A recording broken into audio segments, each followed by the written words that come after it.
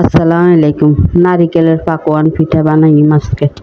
এই জায়গায় আমরা 2 কাপের মতো নারিকেল কুচি লইলাম, লই ব্লান্ডারে একটু ব্লান্ড করে নিলাম। এই যে নিলাম। এরপরে এই জায়গায় একটু ব্লান্ডার মেশিন ধুয়ে একটু পানি দিলাম। এরপরে 2টা তেজপাতা, একটা এলাচ, 2 টুকরা দারচিনি এগুলা দিয়ে এটা চুলার উপরে পরিমাণ মতো লবণ দিয়ে চুলার উপরে বসাই। এবার নারিকেলের দুধটারে ভালো করে আমরা জোশ করে নিয়ে যতক্ষণ পর্যন্ত নারিকেলের ঘেরান না বাইরে ততক্ষণ কিন্তু জোশ করি এটারে।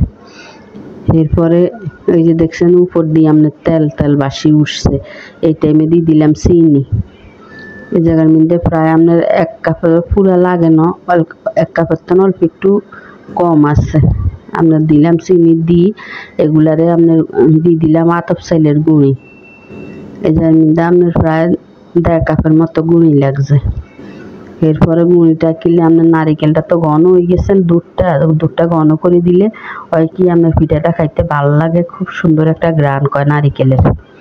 এরপরে একটা আমরা ট্রেন মধ্যে লইলাম, উডা হেলাইছি, উডা একটা ট্রেন মধ্যে লই এগুলো তেজপাতা আর এলাচ লং এগুলারে বাছি এগুলারে ভালো করে আপনার মথি নিয়ে হাত দিয়ে এগুলারে ভালো করে মরতে হইব। যদি দেন আপনার একটু আপনার লাসা লাগে হাতের মধ্যে কাই লাগে যায়, তাহলে অল্প কয়টা গুঁড়ি দিয়ে হাতের মধ্যে দিয়ে এইভাবে একটা ডো বানাই লইয়েন। এরপরে বানাই লইলাম। এবার এটারে 2 ভাগে ভাগ করে নিয়ম ভাগ করি। এবার এটারে আপনার ডোটারে আপনার ভালো করে করে নিয়ম রুটি ইয়ের মতন করি এভাবে গোল করে নিলাম। কয়টা উপর দিয়ে গুঁড়ি দিয়ে দিলাম আতপ চালের গুঁড়ি দেওয়ার পরে এবার একটা রুটি বানা হালাইম। এই রুটিটা আপনার এরকম দবজও না আবার পাতলাও না, এরকম পর্যায়ে হইব। রুটি আপনার গোল আকার লম্বা একরকম হইলে হইব, কিন্তু আপনার পিঠাগুলা সুন্দর হইতে হইব। মাথা যত ভালো হইব পিঠা ফুলবে তত সুন্দর করে। এরপরে একটা করি এভাবে করি আপনার এগুলারে কাটি নিয়ে এটা কোনো ডিজাইন করতে হইব না। পাকোয়ান পিঠা এইভাবে বানায়, নারিকেলের পাকোয়ান পিঠা। এরপরে এই যে একটা করি এগুলারে এভাবে কাটি নিয়ম এরপরে এগুলারে করে নিয়ে এই যে এভাবে সবগুলা পিঠা বানাই নিয়ে কাঁচাটা কাটলে হয় কি আপনার যদি পাশে দিয়ে আপনার ফাড়া থাকে তাহলে ফাড়া দাগটা থাকে না। এভাবে সবগুলা পিঠা এক করে বানাই নিলাম।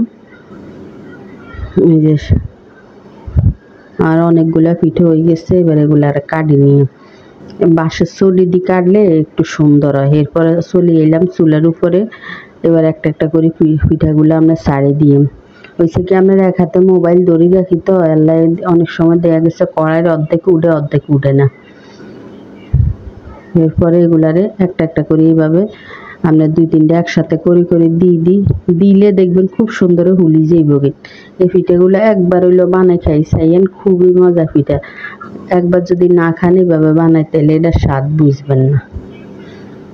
এবারে এরকম একবারে লাল করতে হইব না, একটু যেন বাদামি কালার হয়ে আইব তো ওই পিঠাটা উঠে হালাইবেন। এবার আমি সবগুলা পিঠা এইভাবে আপনার একটা করে বাজি এগুলা উঠে হালাই দিয়ে এই 2টা আগে দিছি তো এলা একটু তাড়াতাড়ি উঠাইলাম, এগুলার কালার বেশি এলে ভালো লাগবে না। এই যে উঠে হালাইলাম সবগুলা পিঠা আর পিঠা ভাজা রেডি। যদি আপনার কাছে ভালো লাগে তাহলে একটা লাইক, কমেন্ট, শেয়ার, সাবস্ক্রাইব করতে ভুলবেন না। আসসালামু আলাইকুম। এই যে আমার পিঠা পাকোয়ান পিঠা একবার হইলে এভাবে বানাই খাই দেখবেন।